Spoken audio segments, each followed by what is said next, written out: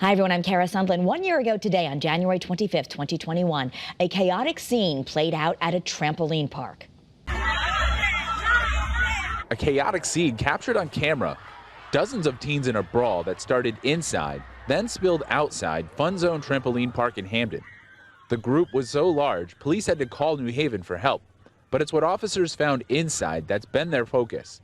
As many as 150 people. They were not social distancing. No one had masks on. Police are now looking into whether the crowd violated COVID-related restrictions for large gatherings. If so, the owner could face a fine of up to $500. That's something that we're looking into, but I believe it's going to happen. This isn't the first time police and health officials have had to punish businesses for COVID-related violations, including Dixwell Social Club in November and Cafe Studio 1537 last month. It's something that has the mayor's attention. Events like that are unsafe. They're potential super spreaders. A manager with funds declined to go on camera today, but says there were only 75 teens inside, many waiting for rides home. He also says funds follows CDC rules. Either way, Hamden is going to try to make sure businesses follow the rules. This includes educating business owners and increasing enforcement of violations. People are tired, and there is a feeling that vaccine's here, so there's a light at the end of the tunnel, we're okay. Police also continue to investigate the fight. They're not sure yet what started it, and no arrests have been made. But with no reported injuries, the top priority is on the large gathering inside Funds. Everyone scattered when New Haven arrived. So right now we're focusing on the COVID-related violations. 5 years ago, a big nor'easter blew in and some quick thinking saved the life of a little kitty. Roger Suzanne has the story.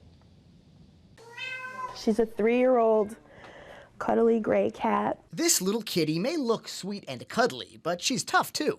The cat survived a nor'easter on Monday night and lived to meow about it. She loves to be held. She definitely would love a home where she could sit on someone's lap all day. Emily DaCosta, a care worker at the Animal Haven shelter in North Haven, has a special relationship with this friendly feline. She's perfect. Emily is the reason this cat didn't lose all 9 of her lives during the storm. Emily was driving in West Haven when she saw a heap of junk on the road.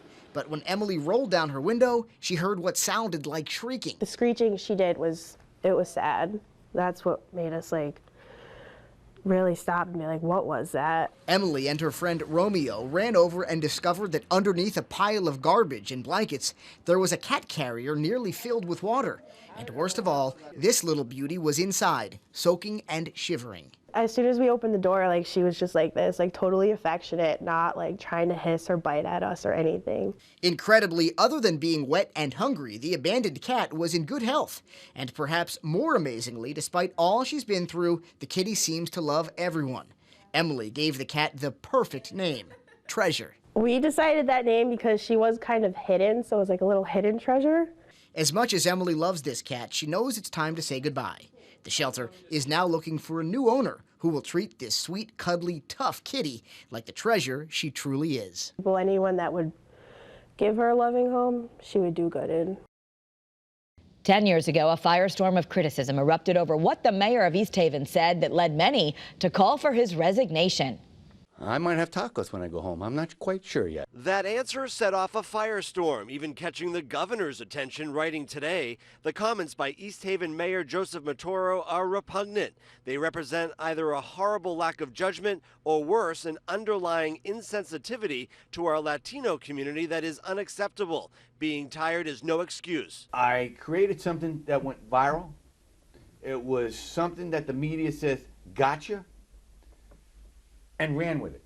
I accept full responsibility. I've apologized profusely. But that apology may not be enough. The East Haven town Democrats want the Republican mayor to leave office now, saying everyone knows the seriousness of this matter, and for him as the leader of our community to say something so utterly insensitive is a complete disgrace. He should be ashamed of himself. In our interview with the mayor today, he tried to compare what he said about tacos and Latinos, a minority group, to his own ethnicity. You're Italian. You must like meatballs and spaghetti. We all know what that refers to.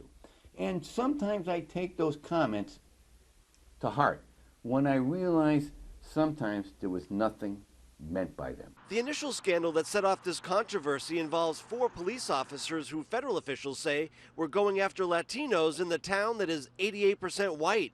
The feds say the 3 officers, led by a sergeant, were assaulting them, making up charges, and then intimidating them if they tried to complain. And that's today in Connecticut history.